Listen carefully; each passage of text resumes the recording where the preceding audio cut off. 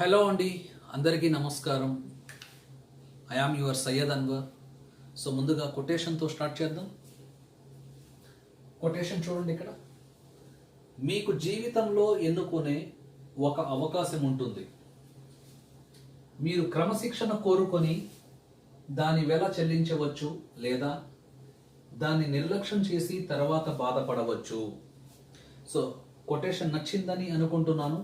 So ఈ వీడియోలో నేను విప్రో అనే కంపెనీ గురించి మాట్లాడబోతున్నాను. సో ఈ విప్రో కంపెనీలో లాంగ్ టర్మ్ ఇన్వెస్టర్కి ఎటువంటి బెనిఫిట్స్ వచ్చాయి, అసలు లాంగ్ టర్మ్ ఇన్వెస్టర్ ఎంత ఇన్వెస్ట్మెంట్ చేశాడు, ఎప్పుడు ఇన్వెస్ట్మెంట్ చేశాడు, అతని రిటర్న్స్ ఏంటి, ఇవన్నీ మనం చూడబోతున్నాం ఇక్కడ. సో ఇక్కడ డేట్ వచ్చి జూన్ 29. అంటే ఈ విప్రో కంపెనీ యొక్క షేర్ ప్రైజు 219.70. అప్రాక్సిమేట్లీ నేను క్యాలిక్యులేషన్ పర్పస్ కోసం 220 రూపీస్ తీసుకున్నాను. ఇది ట్రేడింగ్ క్లోజింగ్ ప్రైస్గా నేను తీసుకున్నాను. So approximately 220 rupees. ఇక్కడ ముందుగా చూస్తే ఇతను లాంగ్ టర్మ్ ఇన్వెస్టరు, ఎల్టీఐ. ఇకపోతే ఫస్ట్ కాలంలో ఇక్కడ ఇయర్స్ నోట్ చేశాను. 1980 నుంచి 2019 వరకు మనం జర్నీ చూడబోతున్నాము. సి స్టాండ్స్ ఫర్ కార్పొరేట్, పక్కనే యాక్షన్ ఉంది, కార్పొరేట్ యాక్షన్స్ ఇవి. సో కంప్లీట్గా కార్పొరేట్ యాక్షన్స్ అంటే బోనస్, స్ప్లిట్ గురించి మాట్లాడాలి ఇక్కడ. నెక్స్ట్ కాలంలో ఫేస్ వాల్యూ ఉంది ఇక్కడ. So face value of each share is ₹100. ఇక్కడ నంబర్ ఆఫ్ షేర్స్, అతను ఎన్ని షేర్స్ కొన్నాడు అంటే, సపోజ్ 100 షేర్స్ కొన్నాడు అని మనం అజ్యూమ్ చేయబోతున్నాం. Suppose he bought 100 shares in the year 1980. So 1980లో అతను ఎన్ని షేర్స్ కొన్నాడు? 100 షేర్స్ కొన్నాడు. So each share of the face value వచ్చి 100 రూపీస్. అంటే 1980లో అతను ఇన్వెస్ట్ చేసింది, మనం మాత్రమే అజ్యూమ్ చేస్తున్నాము, 10,000 రూపీస్ అతను ఇన్వెస్ట్ చేశాడు. ఇక్కడ కండిషన్ ఏంటంటే, ఇతనికి లాంగ్ టర్మ్ ఇన్వెస్టర్ అని చెప్పి పేరు పెట్టాం కాబట్టి ఈ షేర్స్ ఇతను 100 షేర్స్ కొన్నాడు, అతను మధ్యలో అమ్మడు. ఓకే, మధ్యలో ఎటువంటి షేర్స్ కూడా ఎక్స్ట్రాగా కొనడు. చూడండి ఒకసారి. రైట్. సో 1980లో అతను ఇన్వెస్ట్మెంట్ అయితే స్టార్ట్ చేశాడు. ఎంత ఇన్వెస్ట్ చేశాడు? 10,000 రూపీస్ ఇన్వెస్ట్ చేశాడు.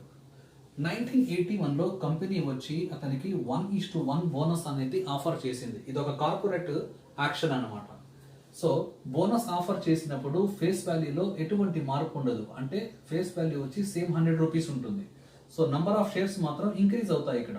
సో 100 వచ్చి 200 అయిపోతుంది. ఆల్రెడీ అతని దగ్గర 100 షేర్స్ ఉన్నాయి కాబట్టి ఇంకొక 100 ఎక్స్ట్రా వస్తుంది. 100 + 100 వచ్చి 200 షేర్స్ అయ్యాయి.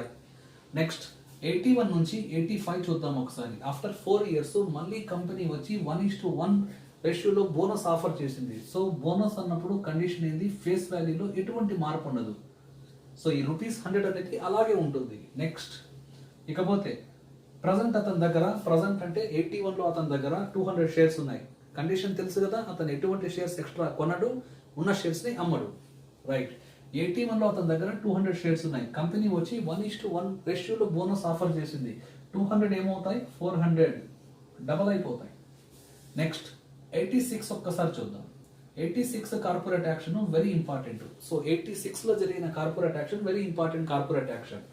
10:1 రేషియోలో స్ప్లిట్ అనేది జరిగింది. స్టాక్ స్ప్లిట్ అంటే ఐడియా రావాలి. 10:1 రేషియోలో స్టాక్ అనేది విభజన జరిగింది. అంటే మీ దగ్గర ఉన్న 1 స్టాకు, మీ దగ్గర ఉన్న 1 షేరు 10 షేర్స్గా అది స్ప్లిట్ అయింది.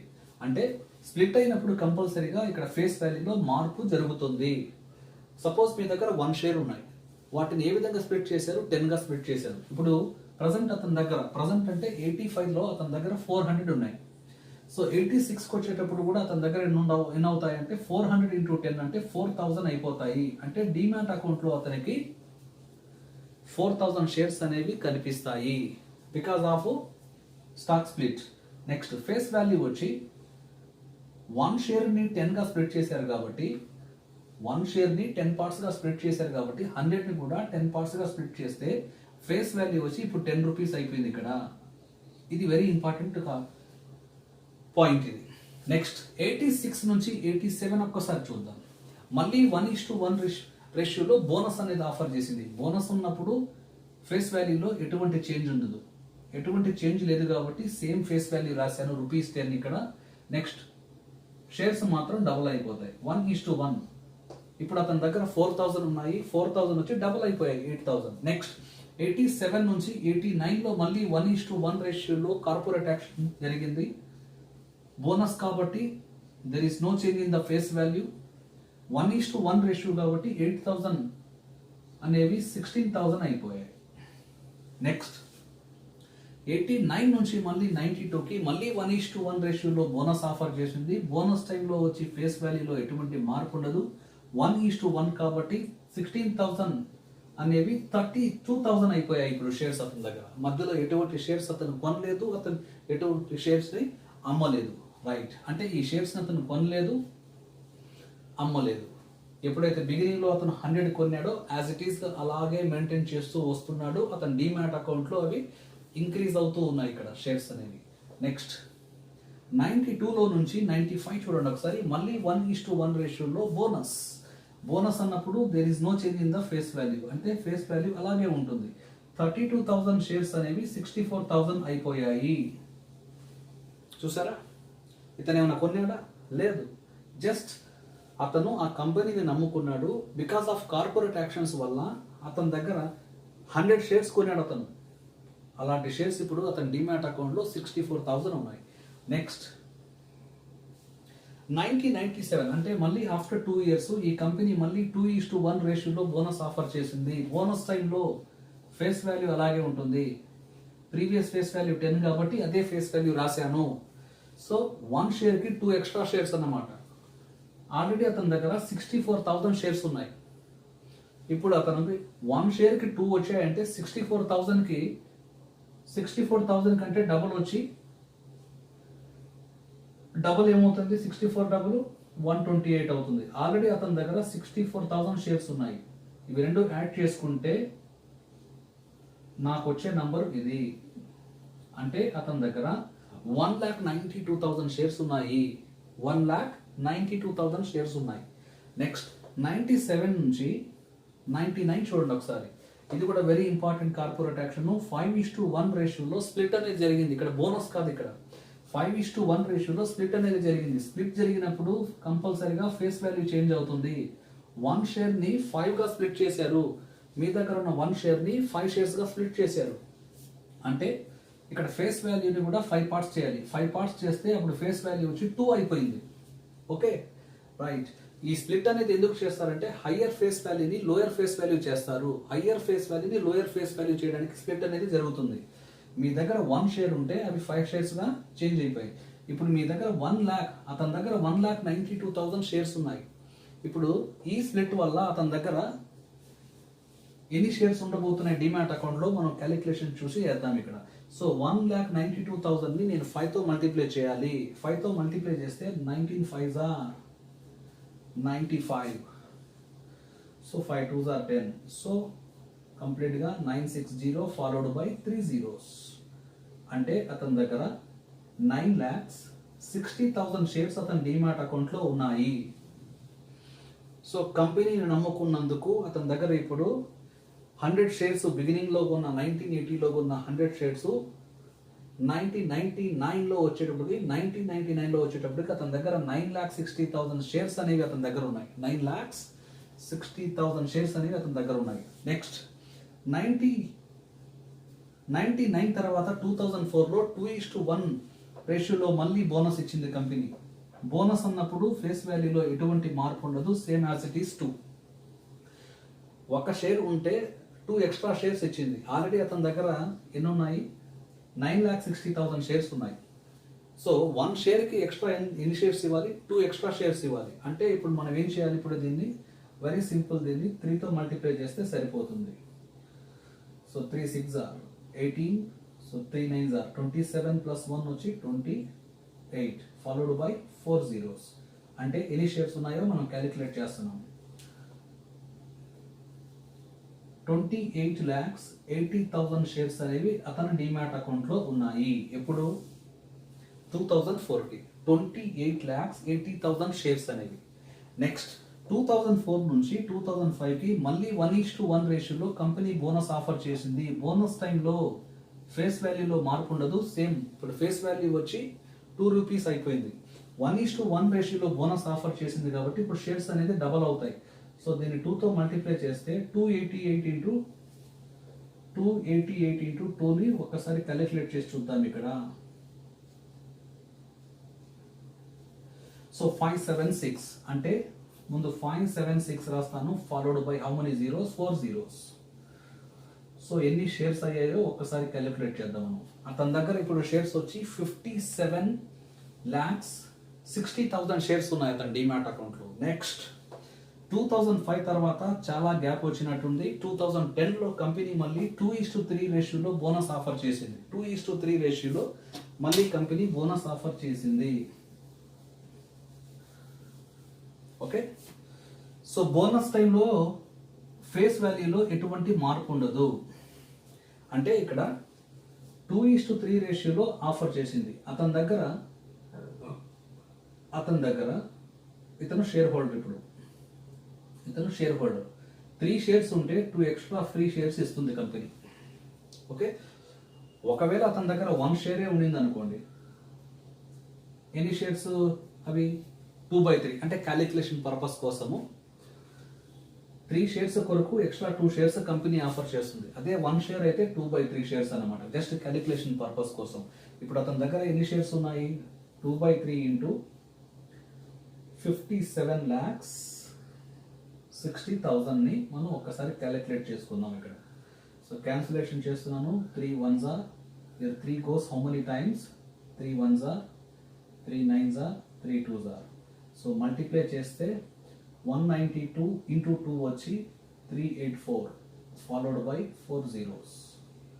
అంటే 38,40,000 షేర్స్ అనేవి అతనికి ఎక్స్ట్రా వస్తున్నాయి. ఆల్రెడీ అతని దగ్గర 57,60,000 షేర్స్ ఎక్స్ట్రా ఆల్రెడీ అతని దగ్గర ఉన్నాయి అతని డిమాట్ అకౌంట్లో. సో ఈ బోనస్ వల్ల ఏందా బోనస్, 2010లో కంపెనీ 2:3 రేషియోలో బోనస్ ఆఫర్ చేయడం వల్ల ఇప్పుడు అతని డిమాట్ అకౌంట్లో మొత్తం ఎన్ని షేర్స్ ఉంటాయో మనం క్యాలిక్యులేట్ చేయబోతున్నాము.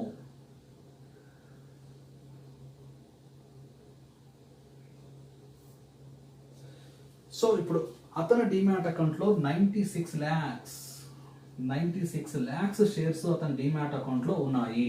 ఎప్పుడు 2010 బికాస్ ఆఫ్ దిస్ బోనస్ 2:3 రేషియోలో బోనస్ ఇవ్వడం వల్ల 96 lakhs షేర్స్ అతని డిమాట్ అకౌంట్లో ఉన్నాయి.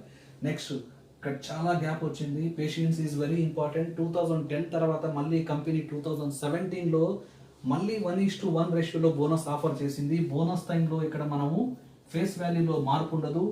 1:1 అంటే అవి మళ్ళీ డబల్ అయిపోతాయి. సో 96 ఇంటూ 2, సో 96 ఇంటూ 2 వచ్చి 192, ఫాలోడ్ బై 5 zeros.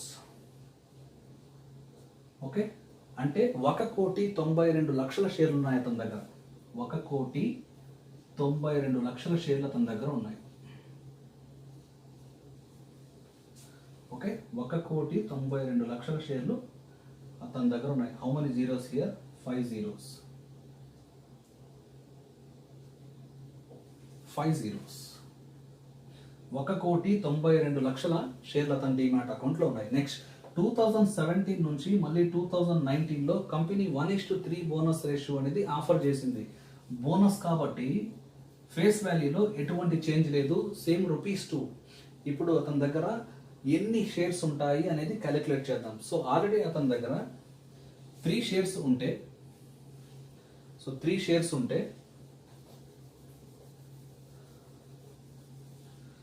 అతని దగ్గర 3 షేర్స్ ఉంటే కంపెనీ వచ్చి 1 ఎక్స్ట్రా షేర్ అనేది ఆఫర్ చేస్తుంది. ఇతను షేర్ హోల్డర్, ఇది ఫ్రీ షేర్ అన్నమాట. 1:3 రేషియోలో ఆఫర్ చేస్తుంది కాబట్టి అతని దగ్గర ఉన్న 3 షేర్స్కి 1 ఎక్స్ట్రా షేర్ ఆఫర్ చేస్తుంది. అంటే ఫర్ ఎగ్జాంపుల్ అతని దగ్గర 1 షేర్ అయితే 1/3 షేర్స్ అనేవి అతనికి కంపెనీ ఎక్స్ట్రా ఆఫర్ చేస్తుంది.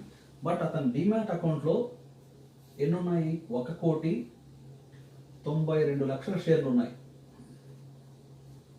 1,92,00,000 షేర్లు ఉన్నాయి. ఒకసారి క్యాలిక్యులేట్ చేద్దాం మనం. సో క్యాలిక్యులేట్ చేస్తే, so 3 goes how many times here, I think so 64.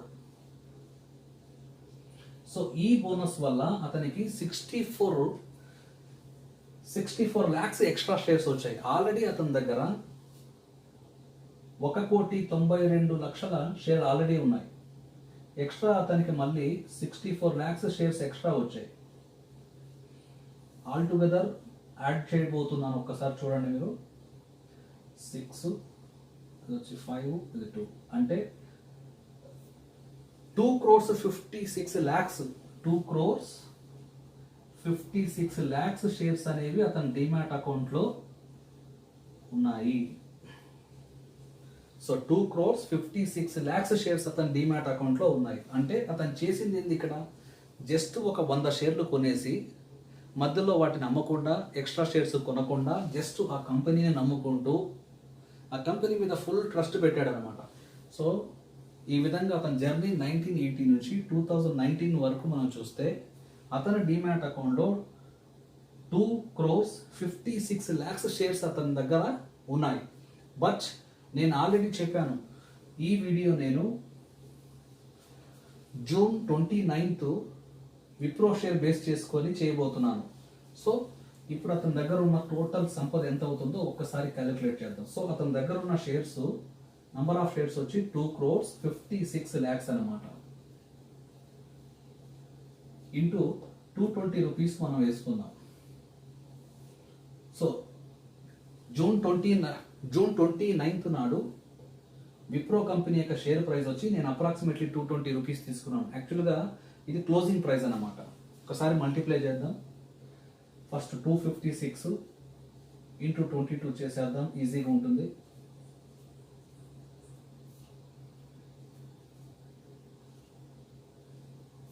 So నాకు వచ్చిన నంబర్ వచ్చి 5632. How many zeros? ఇక్కడ ఒక 5, ఇక్కడ ఒక 1, టోటల్ 6 జీరోస్ నేను రాయాలి. సో కామాస్ పెడదాము. ఓకే, సో కామాస్ పెడితే 563 కోట్లు, 563,20,00,000 రూపాయలు అతని దగ్గర ఉన్నాయి. సో ఆల్మోస్ట్ 563,20,00,000 రూపాయలు అతని దగ్గర ఉన్నాయి. అంటే ఈ రోజు కూడా అతను కానీ ఆ షేర్స్ని కానీ అమ్ముకుంటే, ఓకే, ఈ రోజు అమ్ముకున్నా కూడా 10,000 రూపాయలు అతను ఇన్వెస్ట్మెంట్ పెడితే, జస్ట్ 10,000 రూపాయలు అతను ఇన్వెస్ట్మెంట్ పెడితే అతని దగ్గర ఉన్న సంపద వచ్చి ఇది 563 కోట్ల రూపాయలు. ఆల్మోస్ట్ అప్రాక్సిమేట్లీ 563,20,00,000 రూపాయలు అతని దగ్గర ఉంటాయి. సో దీంట్లో కంపల్సరీగా LTCG long term capital gains tax అనేది కంపల్సరీగా పే చేయాలి. మన ఫైనాన్స్ మినిస్టర్ నిర్మలా సీతారాం గారు దీన్ని ఇంట్రడ్యూస్ చేశారు కాబట్టి ఆ ట్యాక్స్ పోంగా ఆల్మోస్ట్ మిగతా అమౌంట్ జెన్యూన్గా రిమైనింగ్ అమౌంట్ మీ అకౌంట్లో ట్రాన్స్ఫర్ అయిపోతుంది. సో మీకు ఎటువంటి రైట్స్కి ప్రాబ్లం లేదు. సిబిఐ కానీ ఇంకా ఏదైనా కానీ ఏం చేసినా కూడా మిమ్మల్ని ఏమీ చేయలేరు. ఒక జెన్యున్గా డబ్బు సంపాదించాలంటే ఉన్న ప్లాట్ఫామ్ ఇది. అసలు ఎవరికి భయపడకుండా హ్యాపీగా గవర్నమెంట్కి కూడా సహకరిస్తూ ట్యాక్స్ పే చేస్తూ గుండె మీద చేసుకొని కాలు మీద కాలేసుకొని ఇటువంటి సంపదని సృష్టించడానికి ఉన్న ప్లాట్ఫామ్ స్టాక్ మార్కెట్. సో చాలా మంది ఏమనుకుంటారంటే స్టాక్ మార్కెట్ అంటేనే డబ్బులు పోగొట్టుకోవడం అంటారు. ఒకసారి ఫిగర్ని చూడండి. సో ఈ ఫిగర్ని చూసిన తర్వాత మీకు ఒక ఐడియా అనేది తప్పకుండా వస్తుంది. స్టాక్ మార్కెట్ అంటే లాంగ్ టర్మ్ ఇన్వెస్ట్మెంట్ కోసం రావాలి. షార్ట్ టర్మ్లో కూడా మీరు స్టాక్ మార్కెట్లో డబ్బులు సంపాదించవచ్చు. కాకపోతే మీకు ఫుల్గా టెక్నికల్ అనాలిసిస్ మీద పట్టు ఉండాలి. సో టెక్నికల్ అనాలిసిస్ ఒక పెద్ద సబ్జెక్ట్ అది. దాంట్లో నేర్చుకుంటే తప్పకుండా మీరు మీ ఇన్వెస్ట్మెంట్ బట్టి తప్పకుండా మీకు బ్రోకర్స్ మార్జిన్ అమౌంట్ ఇస్తారు. దాన్ని బేస్ చేసుకొని మీరు ట్రేడింగ్ చేయొచ్చు. సో తప్పకుండా మీరు సంపద సృష్టించవచ్చు. సో ఐ హోప్ దట్ ఇలాంటి కంపెనీస్ చాలా ఉన్నాయి. డెఫినెట్గా నా నాలెడ్జ్ షేర్ చేసుకుంటాను. ఒకసారి అనాలిసిస్ చేయండి, చేసి స్టాక్ మార్కెట్లో రండి. సో వచ్చి సంపద క్రియేట్ చేయండి. సో అందరికీ all the best. Okay, so ఇది నేను ఈ వీడియోలో మీకు చెప్పదలుచుకోండి. So this is Syed Anwar signing of.